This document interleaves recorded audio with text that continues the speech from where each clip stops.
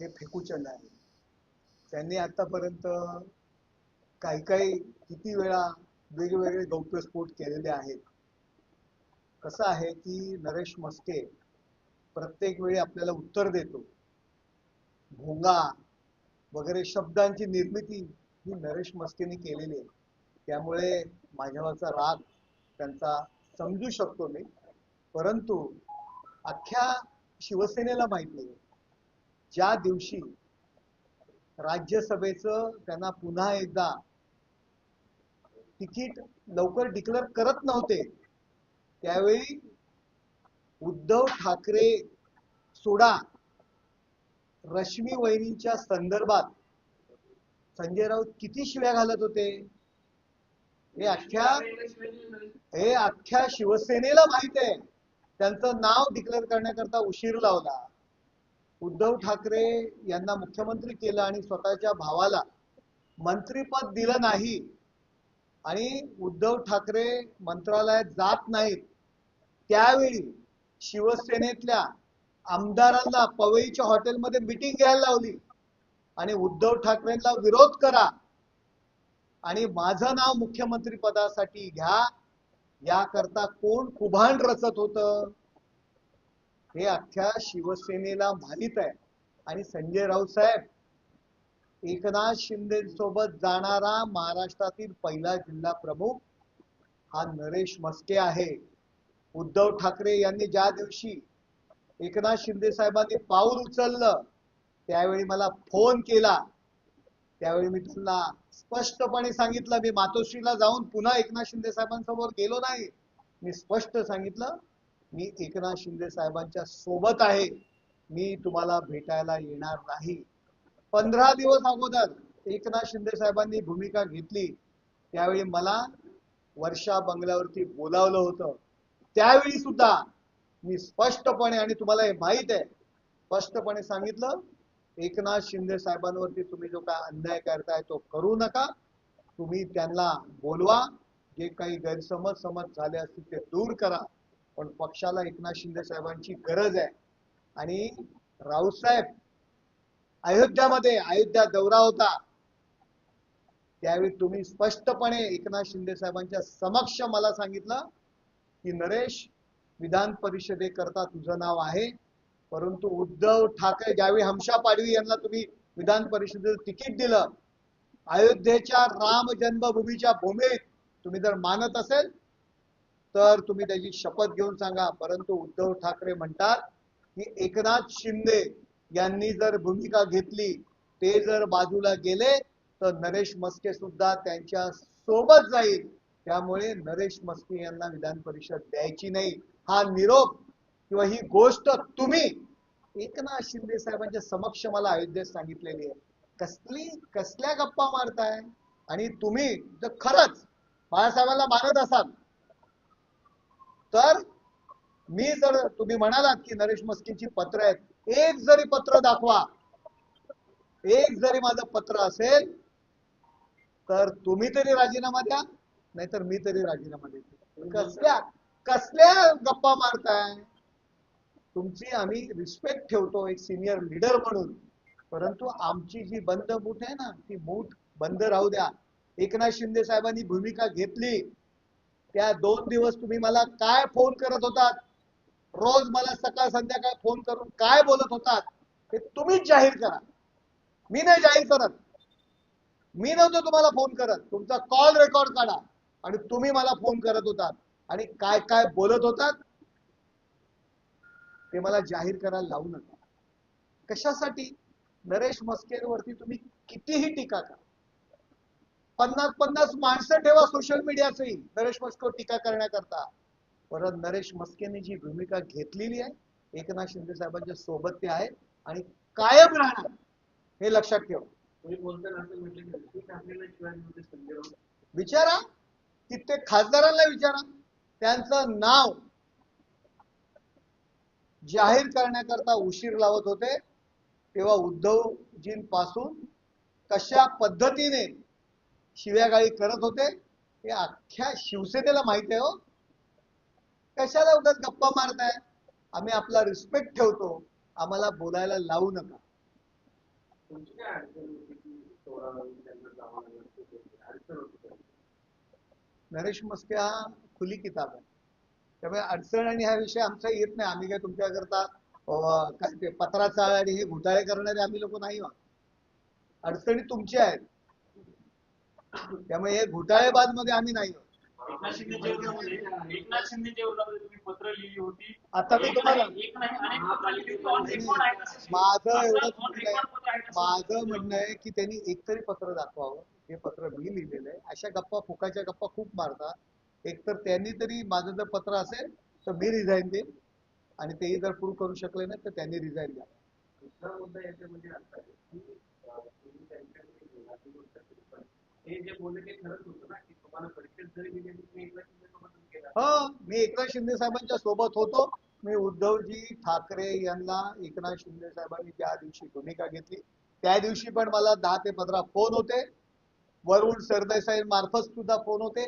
त्यावेळी सुद्धा सांगितलं, त्यांनी मला विनंती केली 2 मिनिटं तरी मातोश्रीवर ये. त्यावेळी पण मी सांगितलं मी मातोश्रीवर येणार नाही. आम्ही शिंदे साहेबांच्या समवेत आहोत. 15 दिवस अगोदर सुद्धा मला बोलवलं होतं ठाण्यामध्ये, नेतृत्व तू स्वीकार. त्यावेळी सांगितलं हा विषय माझा नाही, आम्ही एकनाथ शिंदे साहेबांच्या सोबत आहोत. ती जे भूमिका घेतील त्यांच्या आम्ही सोबत आहोत. अरे हे बघा, माझा मी परिषद देणं आणि घेणं हा विषय नाही. कुठल्या स्वार्थाकरता नरेश मस्के एकनाथ शिंदे साहेबांच्या सोबत गेला नाही. एकनाथ शिंदे साहेब एक संघटनेला खऱ्या अर्थाने पुढे घेऊन जाऊ शकतात. हे शिंदे साहेबांनी भूमिका घेतली त्याच्या अगोदर 15 दिवस ज्यावेळी धर्मवीर चा रिलीज होता, सलमान खान त्यावेळी येणार होते. उद्धव ठाकरे त्या कार्यक्रमाला जाणार नव्हते. मी स्वतः जाऊन त्यांना सांगितलं असं करू नका, शिंदे साहेबांची आपल्याला गरज आहे. पक्ष जर पुढे न्यायचा आहे तर तुम्हाला एकनाथ शिंदे साहेबांची गरज आहे. तुम्ही अशी भूमिका घेऊ नका. हे सांगणारा नरेश मस्के या वर्षा बंगल्यावरती. त्यामुळे ह्या गप्पा तुम्ही मला मारू नका. पवईच्या हॉटेलमध्ये काय घडलं होतं? पवईच्या हॉटेलमध्ये काही आमदारांना यांनी बैठक घ्यायला सांगितली होती. त्यांच्या मागे लागली होती की माझं नाव मुख्यमंत्री पदासाठी घ्या. मग त्याही लोकांनी यांना खुश करण्याकरता एक बैठक घेतली आणि यांना खुश केलं. परंतु तेही लोक या गोष्टी करता हसत होते की या माणसाला झालंय काय. त्यामुळे संजय राऊत, हे तुमचं जे प्रेम आहे ना, हे बेगडी प्रेम आहे. तुम्हाला पूर्ण पक्ष हातात घ्यायचा आहे, काँग्रेस बरोबर हा पक्ष घेऊन जायचा आहे. अरे तुम्हीच सत्यानाश केला या पक्षाचा, तुम्हीच त्यांच्या डोक्यात घातलं बहुतेक मुख्यमंत्री व्हा, आणि या महाराष्ट्राला एक कुचकामी मुख्यमंत्री आपण दिला आणि काँग्रेस बरोबर नेण्यात जाण्याकरता तुम्ही भाग पडलं. खऱ्या अर्थाने या पक्षाचा जो एकसंघ पक्ष होता त्याचं वाटोळं तुम्ही केलं. शिवसैनिकांचे जे शिव्या शाप आहेत ना, हे तुम्हाला भोगावे लागणार आहे. हे मी पुन्हा एकदा सांगतो. त्यांनी म्हणजे हा जो दावा अनेकदा केला जातो की राष्ट्रवादी काँग्रेस आणि सगळं जुळवण्यामध्ये राहुल आघाडीवर होते आणि त्यांना मुख्यमंत्री पदासाठी उमेदवार व्हायचं होतं. त्यांना मुख्यमंत्री पदाकरता त्यांचा उमेदवार व्हायचं होतं. उद्धवजींच्या गळ्यात माळ घालायची. उद्धवजी स्वभावानुसार त्यामध्ये 24 आवर्स काम करणार नाहीत आणि त्यानंतर आपोआप ती माळ माझ्या गळ्यात येईल या स्वार्थी हेतूने यांनी शिवसेनेचं वाटोळं केलं. उद्धव ठाकरे यांनी तर एकनाथ शिंदे यांना शब्द दिला होता की तुम्हाला हे जगजाहीर आहे. एकनाथ शिंदे साहेबांनी जी मेहनत केली, त्या विधानसभेच्या निवडणुकीमध्ये मेहनत केली, या संपूर्णपणे आमदारांच्या बैठकीत सांगितलं की एकनाथ शिंदे साहेब उमेदवार असतील आणि नंतर आयत्या वेळी स्वतःचं नाव त्यांनी पुढे केलं. या सर्व कटामागे संजय राऊत यांचा कट होता. मुख्यमंत्री व्हायचं होतं ते कट बघा, पक्ष माझ्या हातात असावा, पक्ष काँग्रेसच्या दावणीला आणि राष्ट्रवादीच्या दावणीला बांधावा आणि मी म्हणेल तशा पद्धतीने पक्ष चालावा, हा त्याच्या मागचा हेतू 100% असतो.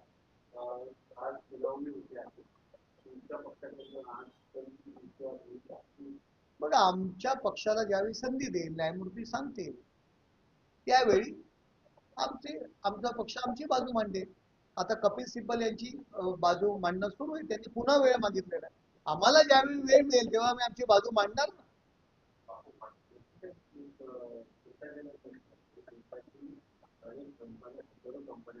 महाराष्ट्रातील 36,000 कंपन्या मागच्या 5 वर्षात बंद पडलेल्या आहेत. त्यातील अठ्ठावीस मंत्री राजाभाऊ बाजे यांच्या पंतप्रधानांमध्ये लेखी प्रश्नांतर करण्यात. हे बघा, ह्याच्यामध्ये काही अडथळे असतील. ईज ऑफ बिझनेसच्या माध्यमातून नवीन ऍक्ट, कंपनी ऍक्ट मध्ये सुद्धा सुधारणा होत आहे. ज्या काही छोट्या मोठ्या अडचणी असतात आणि त्याच्यामुळे तांत्रिक गोष्टींमुळे जर काही अडथळे येत असतील तर लवकरच सरकार ते दूर करण्याच्या दृष्टीने प्रयत्न करत आहे. आणि अशा पद्धतीने कंपन्या बंद होणं हे देशाच्या प्रगतीच्या दृष्टीने घातक आहे आणि सरकार याला कुठेही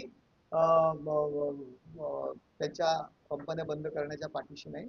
तर कंपन्या जास्तीत जास्त उद्योग या देशात सुरू व्हावे या भूमिकेतून सरकार आहे. तुम्हाला आणखी एक गोष्ट सांगतो. कालच्या युक्तिवादामध्ये अशा पद्धतीने युबीटीच्या बाजूने युक्तिवाद केला गेला, जर शिवसेनेची घटना नव्हती तर तो पक्ष विसर्जित का केला नाही, तो एकनाथ शिंदे यांना का दिला? काय युक्तिवाद करतात? जो पक्ष बाळासाहेबांनी अनेक शिवसैनिकांनी रक्ताचं पाणी करून वाढवला, तो पक्ष विसर्जित का केला नाही? विसर्जित केला पाहिजे होता असा युक्तिवाद युबीटी तर्फे करण्यात आला. शिवसेना संपवण्याच्या दृष्टीने युक्तिवाद केला जातोय. निशाणी गोठवली का नाही? निशाणी एकनाथ शिंदेना दिली की आम्हाला द्यावी अशा पद्धतीची मागणी नाही, तर ती गोठवली का नाही हे संजय राऊतांचं डोकं आहे. त्यामुळे युबीटी, बाळासाहेबांचे विचार, बाळासाहेबांची निशाणी संपवण्याच्या दृष्टीने हे त्यांचं जे काही चाललेलं काम आहे हे काँग्रेस वाढवण्याकडे हा त्यांचा जो कल आहे हा दिसून आलेला आहे. त्यांच्या सुनावणीत त्यांनी असं म्हटलं की 2018 घटना जी आहे ती अलोकतांत्रिक आहे असं समजून त्यांनी युक्तिवाद केला. एक प्रकारे त्यांनी मान्य केलं. हे बघा, ठाकरेंच्या वतीने, युबीटीच्या वतीने जो युक्तिवाद केला गेला, तुम्ही पक्ष विसर्जित का केला नाही, एकनाथ शिंदे यांना का दिला? तो विसर्जित करायला पाहिजे होता. अरे जी अशी भूमिका येऊच कशी शकते? पक्ष विसर्जित का केला नाही निवडणूक आयोगाने असा प्रश्न विचारला जातो. जो पक्ष लाखो शिवसैनिकांच्या घामातून, कष्टातून, रक्तातून, मेहनतीतून, बाळासाहेबांच्या मेहनतीतून तयार झालेला आहे, तो पक्ष विसर्जित का केला नाही निवडणूक आयोगाने? अशा पद्धतीचा युक्तिवाद केला जातो. शोकांतिका आहे.